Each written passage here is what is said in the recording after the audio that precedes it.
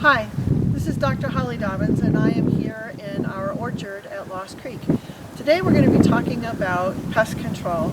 If you watched our video Orchard Part 1, you saw that we had three main problems. We had Japanese beetles eating our leaves, we had aphids sucking our leaves and juices out, and we also had powdery mildew. We're going to deal with two of those problems right now.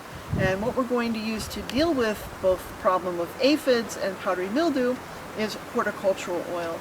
Horticultural, we're using specifically all seasons horticultural and dormant spray oil. It's essentially mineral oil, so it's safe for organic gardens. Generally, it's recommended that you apply it 3 times. Right after dormancy in the fall, when the leaves have fallen and the buds go into dormancy. Sometime in a warm day in midwinter, say in January, and then in the spring, as soon as the temperature gets above 40 degrees. We're treating the whole tree. We're going to saturate it from tip to the branches to the root, and what the horticultural oil does is it smothers the eggs of the aphids, preventing the future generations.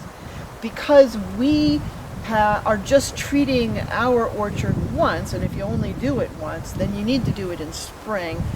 We're actually going to use a middle range to heavier concentration.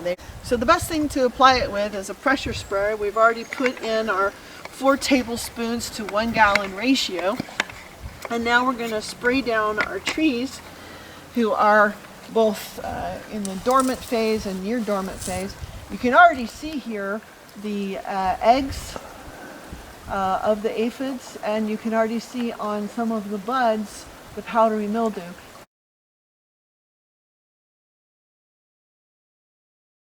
This is going to saturate that and just soak it down, kill it off so that we have a healthy tree.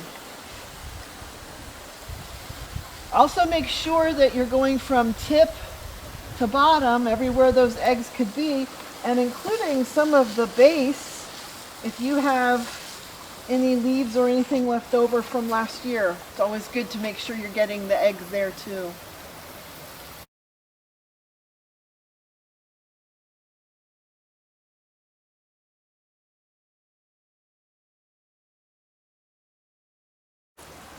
Okay.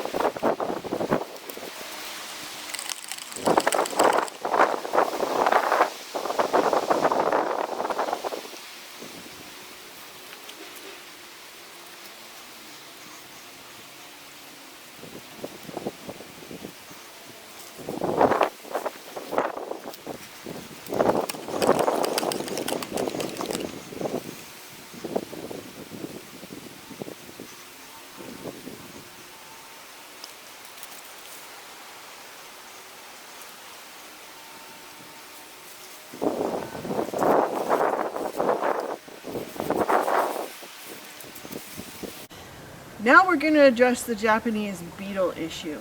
Last year the Japanese beetles ate the heck out of our leaves, and they are voracious with fruits and leaves. Also the grubs will eat roots and are really damaging and dangerous. This is an invasive species that was first discovered in the US in 1960 and has been wreaking havoc ever since.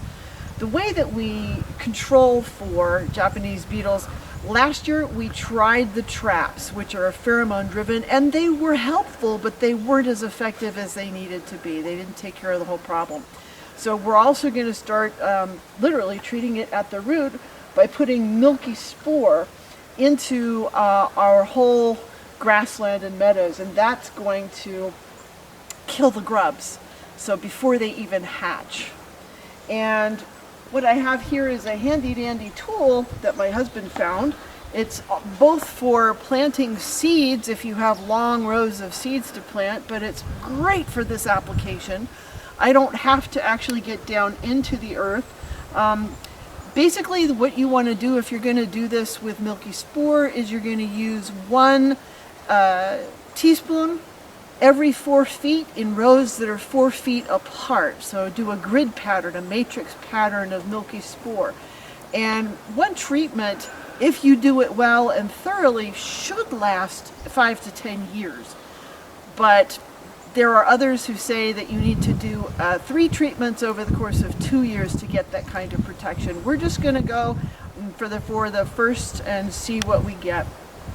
So what I'm going to do is I've already done a few here. I'm going to continue down my row, and one of the things that you need, of course, is mask protection. It's a powder, so it can get into your lungs. You also don't want to get skin contact with it. So here we go.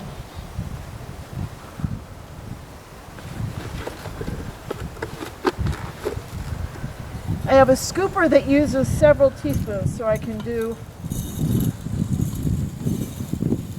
there we go.